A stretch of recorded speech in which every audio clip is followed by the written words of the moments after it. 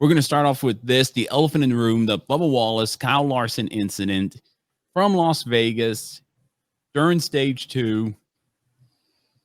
It was right after Charlie said, nobody talk about anything on the group chat because I'm unable to watch the race right now. And I think maybe within 5 minutes of him saying that, that incident happened with Bubba Wallace and Kyle Larson. I'm just going to get everybody's first initial impressions on that. And by all means, if you're watching us on live right now or later on in the broadcast, just make sure to drop a comment and tell us what you think. But we're going to start off with Preston here. What do you think of it just right when it happened? Boy, first impressions when it happened, I was speechless as to what I was really watching, because I knew immediately when it happened down like that, I knew immediately that it was retaliation without question. Had to have been retaliation. Yeah, it was 100%. I saw it happen as well, and I know when somebody gets hooked in the right rear, and Charlie and Austin, I feel like you could speak more into this about anything. You know when it's delivered, but man, it looked like Bubba Wallace just kamikaze right into Kyle Larson's right rear, sent him into the wall, and unfortunately, a collateral damage was Christopher Bell during that whole thing, which took him out of the race due to the DVP. And now he's in a must-win situation going into Homestead and maybe possibly going into Martinsville here in the next couple of weeks. Charlie, I'm going to get your initial thoughts on this incident. Yeah, so, catching up after all that had happened, going back, watching the race,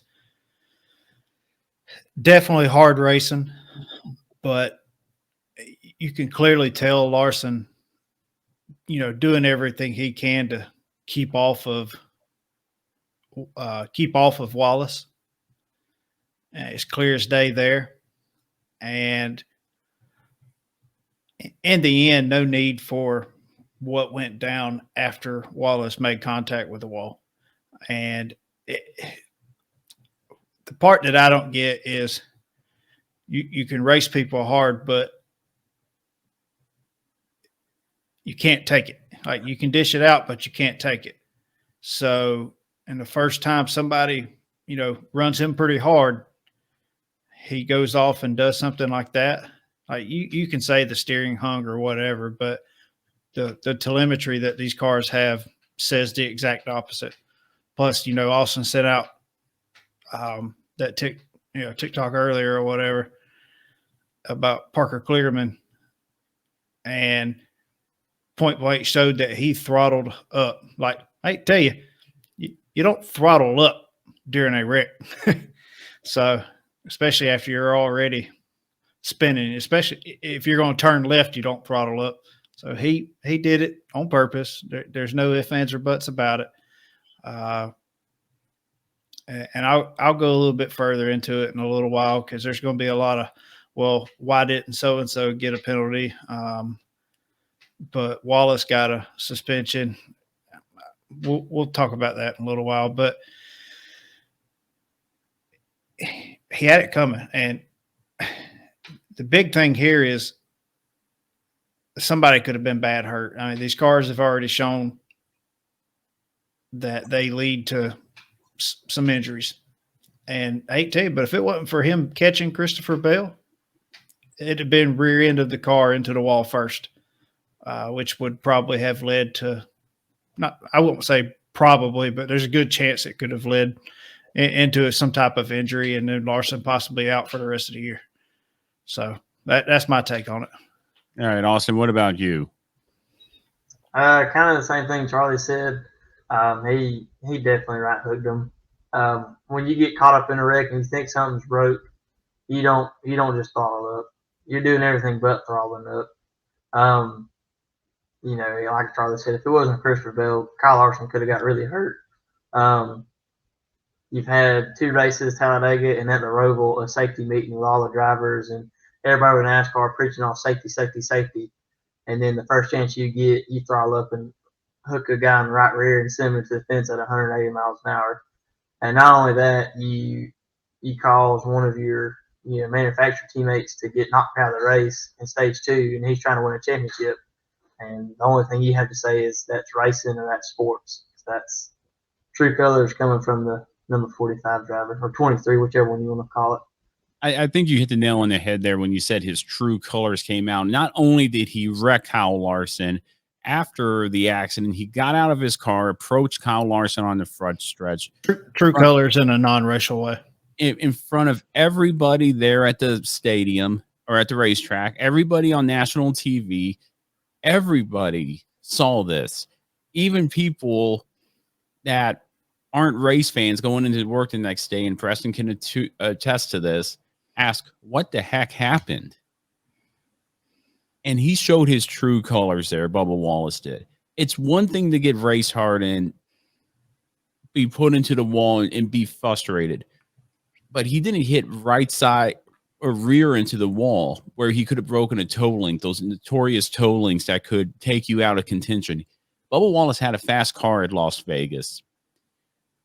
And with the new composite bodies, I feel like he still had a car to win the race. Yeah, I mean, we saw Kyle Larson at Charlotte bounce that thing off the wall multiple times and still finish a race. Like, he had a crap first half of, I think it was Coke 600. Yeah. And still wound up finishing top 5, top 10, whatever.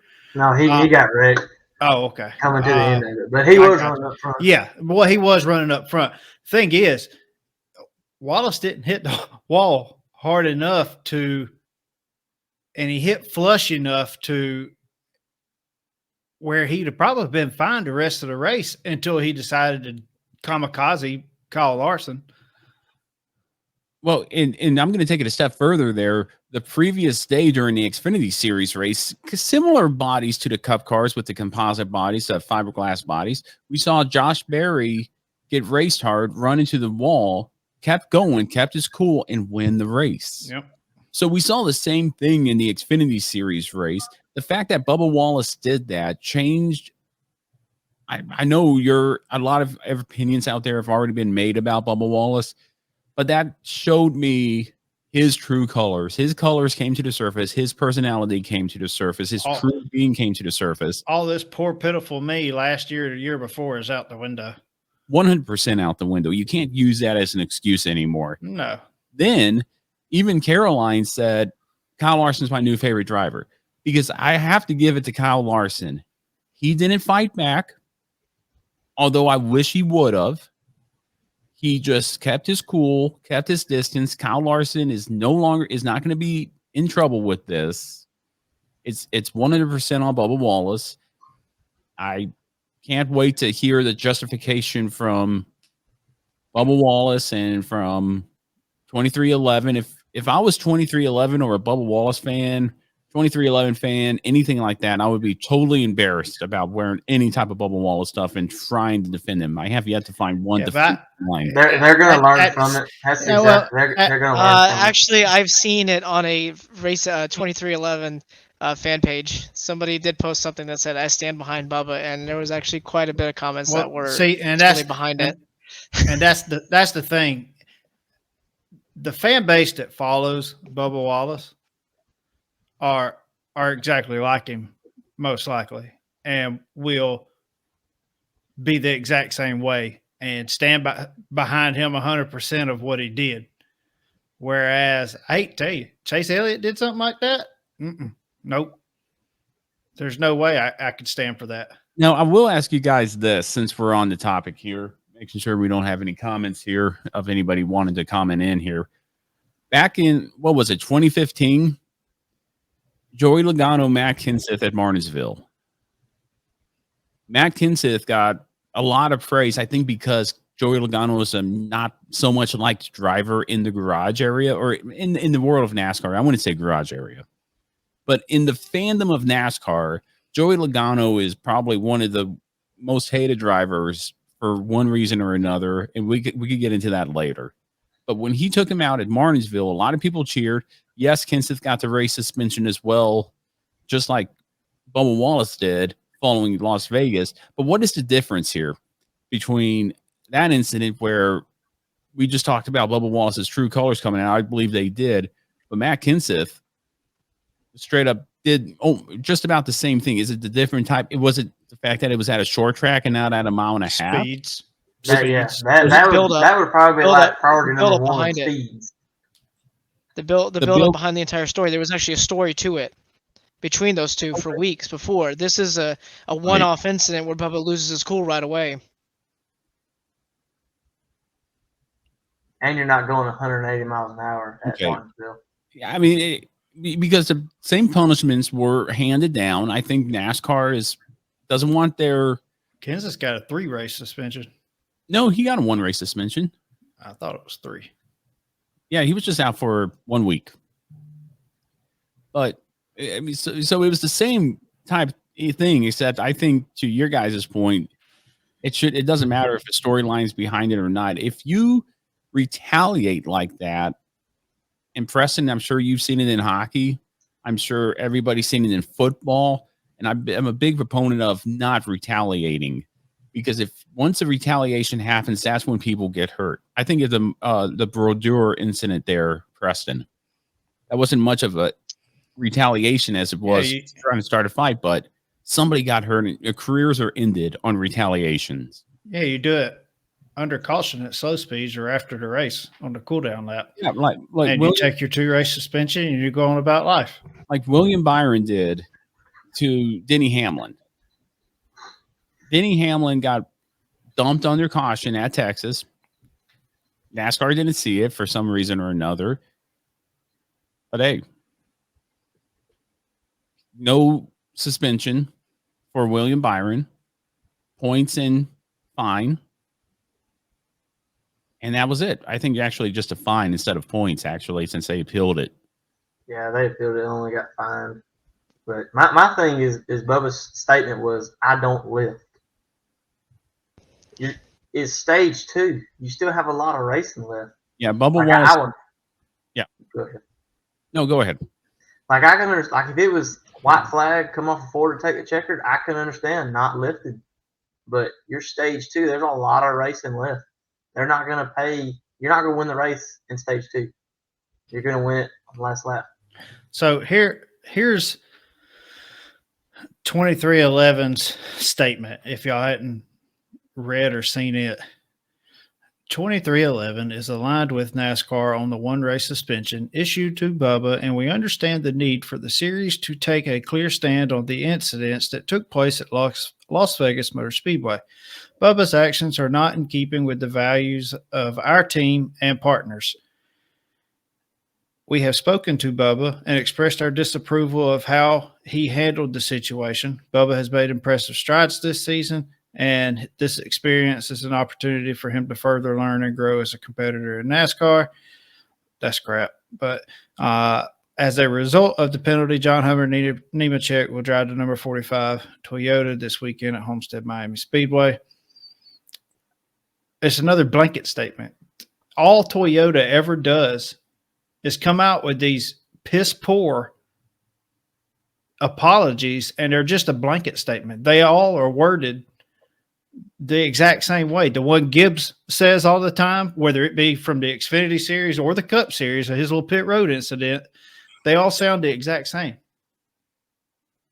They do. And I can understand. It's like Toyota has one PR person that writes all the excuses. Right. I don't know if you guys saw Bubba Wallace's apology here as well. Oh, yeah, I saw that. All right, but I'm going to go ahead and read Bubba Wallace's apology here. This is from Bubba Wallace. I want to apologize for my actions on Sunday following the on-track incident with Kyle Larson in the 5-car. My behavior does not align with the core values that are shared by 2311 Racing and our partners, who have played a critical role in my incredible journey to the top of this great sport. I want to apologize to NASCAR and the fans, along with Christopher Bell, Joe Gibbs Racing, and Toyota, for putting them in a situation in the playoffs that they don't deserve to be in. Kind of your boss is right there, if you ask me. But okay. I compete with immense passion, and with passion at times comes frustration. Upon reflecting, I should have represented our partners and the core team values better than I did by letting my frustrations follow me outside of the car. You live and learn, and I intend to learn from this. Bubba Wallace. He might learn from it, but the next time he gets doored or ran into the fence and he gets angry, the same thing's gonna happen. To your whether he hooks the guy or not, he's gonna get out and meet him on pit road. No, we've seen pit road scuffles before. Yeah, I'm not saying that's a bad thing, but you're saying you're learned from it. You're never gonna do it again. Bull crap! The next time the same thing happens, you're gonna do the same thing. Right, and this person named Al, speaking that we're on Hey Man here, said this. This is straight from the PR department, and Bubba doesn't mean a word of it. To Charlie's point, the PR department figured they better try to get out in front of it before the meeting because everyone is siding with Larson on this one. NASCAR better park him for at least one race, if not the rest of the season. I'm against parking him for the rest of the season. Kansas was suspended 2 races. Kansas was suspended 2 races. So I think it really depends on the implications. Now, had Kyle Larson been in the playoffs, I think that maybe the suspension would have been another couple races. But I think a 1 race suspension, let him sit home and watch his car drive around on the track under John Hunter Nemechek, might give him a wake-up call. This might be a good, humbling experience for Bubba Wallace. Will he learn from it? I don't know. I doubt it. It might be a wake-up call when John Hunter Nemechek starts driving better than he does. Right. 100%. Because Bubba Wallace, as we all know, he's there. He's doing better this year. But he's definitely lost a lot of respect that he earned this year in that one action. I bet he said that'll shut Kyle Larson the hell up.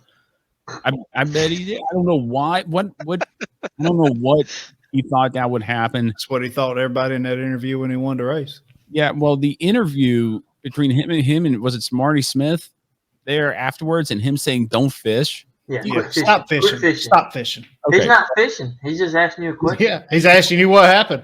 Like everybody knows what happened. And I can only imagine being in a situation like that. After you get done with the infield care center, you have to do it. We've seen Kyle Busch frustrated after a race say, "Do I really have to be here? I'm here because I won't get fined." Yeah, I could only imagine being in a high pressure position or a sport like NASCAR. Yeah, the difference between Kyle Busch and Bubba Wallace is Bubba wants the spotlight. So ain't wrong there. He wants that mic in front of his face. He wants the camera in front of his face. Unfortunately, that's true. And I wish, I could say something better about Bubba Wallace, but I do have to play you guys this real quick. And this is why I like podcasting. This is why I like especially listening to the Dale Jr. download, even though they're our top competitor and we're maybe a C organization compared to them. I'd say a good C organization compared to the Dale Jr. download. From October 19th, 2019, Bubba Wallace is on the Dale Jr. download. And I don't know if you guys listened to that episode, but I got a clip here that was from Stock Car Talk here on TikTok. I want you guys to listen to it and just tell me what you think, because I think it's interesting what he says here. And I didn't really think about the right rear technique until after the race, but right rearing somebody on an oval track, that's grounds for taking gloves off in the middle of a fight and getting your ass whooped, right? Am I wrong? No. Anytime I think you make dump show on purpose, intentionally, it's time for.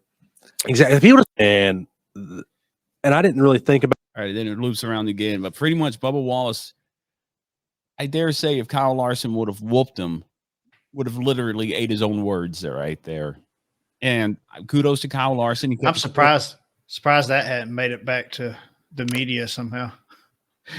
Well, it's out there. Go listen to the full episode of the Dale Jr. download if you want from Bubba Wallace in October 2019, and you'll hear it. But that one clip says it all right there. It shows Bubba Wallace, if he was the one getting right-reared, everybody would be up in arms. But now I think the true colors, and that's such a good way of saying it, his true colors came out, his true character came out, and now people are starting to see him for who he really is.